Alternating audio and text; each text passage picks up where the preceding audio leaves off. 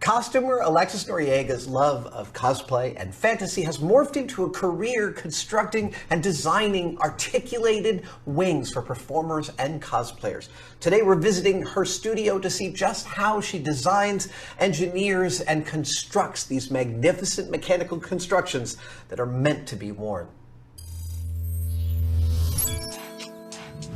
Hi, my name is Alexis Noriega, and I am the owner and lead designer at The Crooked Feather. Welcome to the chaos that is the shop. I make costume wings and costumes for cosplayers, theater, film, pretty much anybody who will pay me to make them. And the main thing that I do is I make articulating wings like this one. And these open and close with the push of a small little key fob. And that's what I'm going to be working on today. But we also make static wings that don't move, that are a little more Victoria's Secret and pretty. We make fairy wings, we make helmets, we make, I don't know, armor and foam work, and pretty much anything that I feel like making here. So today I'm going to be working on a little tiny cute set of articulating wings, feather wings. So I'm going to go through the process of making the really big fake feathers. No, they're not from a real bird. We're going to go through how to size them, string them, how to do your pattern, how to cut your framework, and then how to rig everything up so that they actually move and look like you are an angel. So that's what we're going to be doing today. So thanks for joining me. Okay, so for the first part, we're going to start making the framework, and a good framework starts with the design. So what I want to do is I want to make today an 8-foot wingspan set of wings. So I've already worked out all of the measurements, but if you need to work out measurements for yourself, here's how I started. Is you start by drawing out what you want it to look like, and then underneath the framework, what you want to do is, underneath the wing pattern, you kind of want to look at where the bird's joints normally would have been. So a bird's wing is pretty much just like an arm, just like the bicep is a little shorter and the forearm is a little longer and the hand is longer. And so basically what I did is I took those proportions and I made a pivoting frame system using those proportions, drilled a bunch of holes in it, and played around with where those pivot points were until I got it to open at the angle I like and close at the angle I liked. So now, once I did that, I wrote everything down, and now I'm going to cut it out of my aluminum framework, and then we're going to put it together, and that'll be the base that we put all of our pretty feathers on.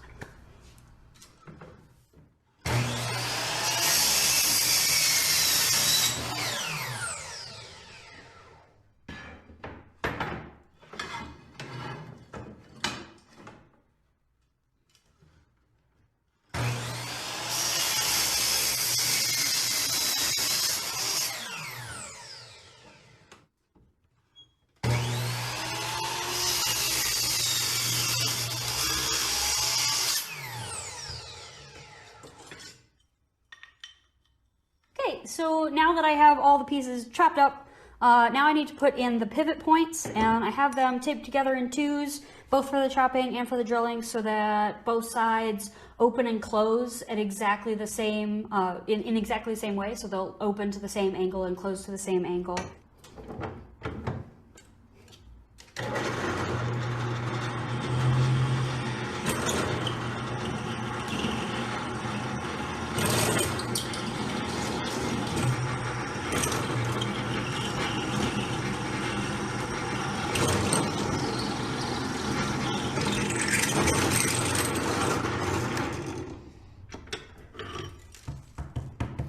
Okay, so after deburring everything and bolting it together, this is what the framework looks like. So we have some holes for our feathers, and we have our bolt holes that help this whole system pivot. And as you can see, it kind of mimics the motion of an arm, or in this case, a wing. And once we bolt it to our back brace, hopefully it'll look like we have a very natural, organic wing coming off of our back. So first step in making them look not like a big old piece of metal is making these gigantic human-sized feathers, and I make these because birds don't come that big. I make these out of broadcloth and glue and wire. So we just take a big old glop, blip,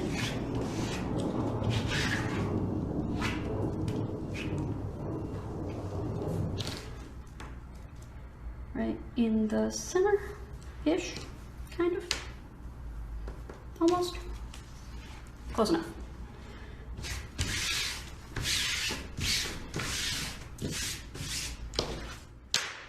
And done. So now we just have to wait 4 hours or so for this to dry, and we have to make about 50 more of them. Yay! Okay, so while the feathers are drying, I got about 4 to 6 hours to kill, so I'm gonna go ahead and work on the electronics, which is what actually makes these things move. So what I have are linear actuators, which are basically a motor with a gearbox that transfers this rotational motion into linear motion. And so it moves along a straight line, and what we can use that to do is push these open and pull them closed. And so what we have to do is put them across 2 of the bars, and what so like the distance between these 2 points increases and decreases. And you can do it across any 2 really, so long as that distance changes and you can exploit that change. You can use a linear actuator to move these bad boys. So it can go across here, it can go across these 2, it can go from this one to this one, and so there's lots of options for using linear actuators in like pivoting systems. So that's why I like to use them. After I wire up those, I have to wire up this control board. It's just a 2-channel remote control switch. And basically it has these little connectors on there. You can just connect the wires straight in and then solder it straight to this board, but because we have all these moving parts, I actually like to solder it straight to the board. It's a little more robust, and things can kind of wiggle out of place slowly over time if you're not careful, and that seems to happen more often if I leave these connectors in. So we're going to go ahead and take those off. And then once we have everything wired together, we can go ahead and put these electronics on the wings, hook them up to some power, and give them a good test. Okay, so the feathers have been drying for a few hours now and should be dry and ready to shape and size to the framework, and this is the part where it starts to all come together. So we have these little guys, and the way I just freehand these, because I do this all the time. But basically what I'm trying to do is get all that like gross edges off. It's almost impossible to get the glue all the way to the edge without making a gigantic mess. So what I do is I just go ahead and make them a little bigger than they need to be, and then I cut off all the gunk on the sides. And I leave about inch or 2 at the tip of the feather so that the wire's not all the way at the end, so that if somebody bumps into these, they're hopefully getting the hint before they stab themselves. What I do is I try and mimic the shape of a real bird's wing most of the time.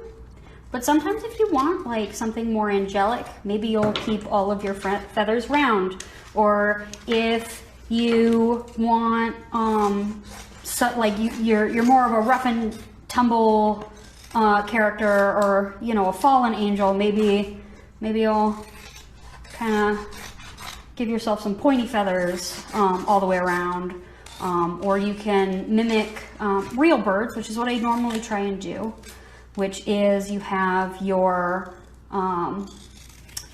flight feathers at the top, which kind of have this swoop to them. You'll see that on this set. All the ones at the base here are gonna be rounded, and as you go towards the top, they're gonna get a little bit more pointed, and then they're gonna get a little bit more, they're gonna have the very, very top ones, the flight feathers, usually have this little bit of a swoop to them, a little kind of a notch cut at the top corner. So and shaping the feathers it really just depends on what kind of look you're going for, what kind of character you're going for, what these are being used for. If it's a cosplay of a character, match the character's design. If it's, you know, a beauty pageant, I have a lot of beauty pageant people come to me and ask for wings, and they usually want a more soft appearance. So.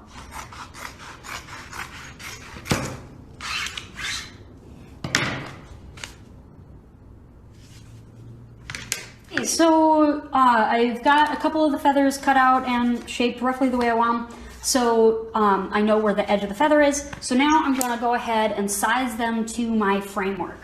So we can take out our pattern.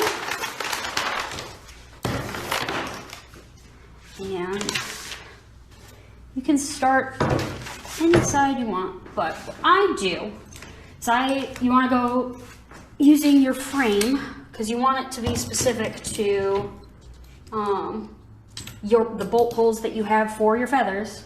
Because if you just size it to this, you know, if you've got it slightly different, it's a problem. But what I do is I just hit roughly where I want it to be, and then figure out where the bolt needs to go on it. Then I use this to go ahead and create a little loop where my bolt is going to go. And the way we do that is we just lay this on there and then bend this in a circle, keeping the whole thing as flat as we can. And then we clip off the excess, and we'll have a little loop. So now we're going to do that about 46 more times.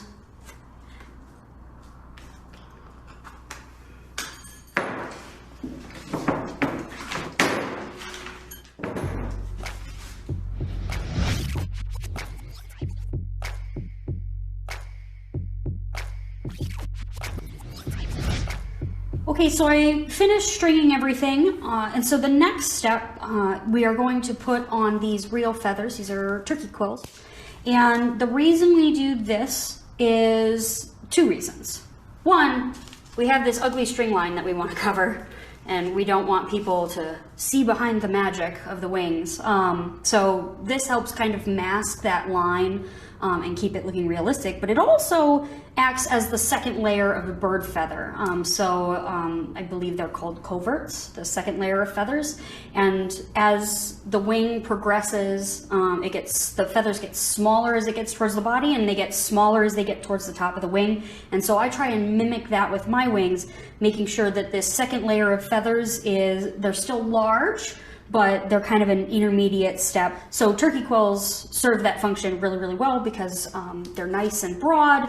You can actually shape the tips if you want to shape them to match, and then they're nice and stiff. So as the wing moves, they'll stay looking pretty nice throughout the day, even though you're moving them around. Hot glue works actually really, really well. Getting these off can be pretty difficult. Over time, they might work themselves off a little bit, but usually it's pretty good.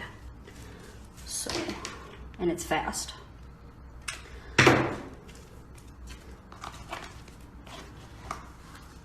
So the feathers are now done. Next step is we're going to put the electronics on so that these bad boys actually open and close.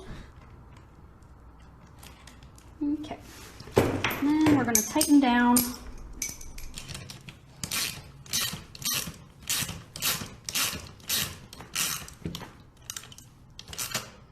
Okay, everything's together, everything's plugged in, so let's give her first try.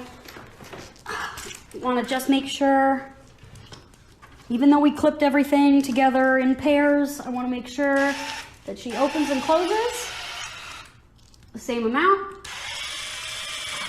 Looks good, open and close. Oh, am I running out of battery? Yeah. So, looks good. So now we can go on to the next steps of getting the sleeves together and put on, and then putting the final pack together so that these can go out. So I'm going to go ahead and start working on the sleeves that are going to cover up that framework, because last time I checked, Bird didn't have metal bones exposed at the top. So we have to cover it with something. So I cover it with a mixture of felt and spandex. The reason they're in this pattern of, you know, spandex and felt is because I tried a bunch of different things, and after many, many trial and error periods, I came up with this. So now we need to cover it in feathers.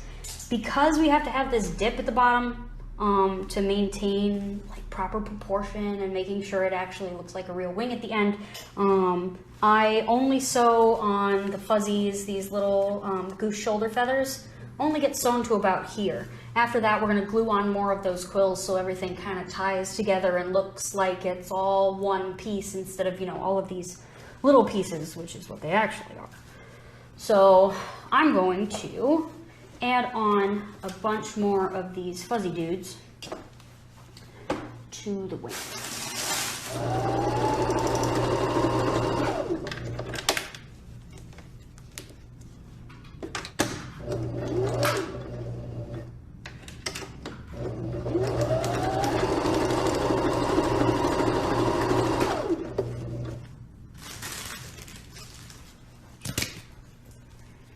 Quills off and make a mess. It's the most fun part of this job. Okay, so we finally have pretty much everything together. We have our feathers, our main feathers on the framework. We have the real feathers glued onto them. We have our electronics mounted. We have everything on our back brace so that it can be worn just like a backpack. And we have one of our sleeves done, so now it's time to put these things together and test and see that everything's looking the way it's supposed to. So these backpack straps are nice and cushy because most of the time a lot of the weight feels like it's on your shoulders, but there's also this belt down here that helps keep the back brace tight against your lower back. It's got this lower back support so that you can use your core to hold these up instead. All right, so let's give it a try. Make sure everything looks good. Everything's still covered. Yeah, looks good. So let's go give her a try. All right, we got them together, we got them on. Feeling nice and light. The padded straps feel good. So let's give her a whirl. Yeah. How do I look? Pretty good, right?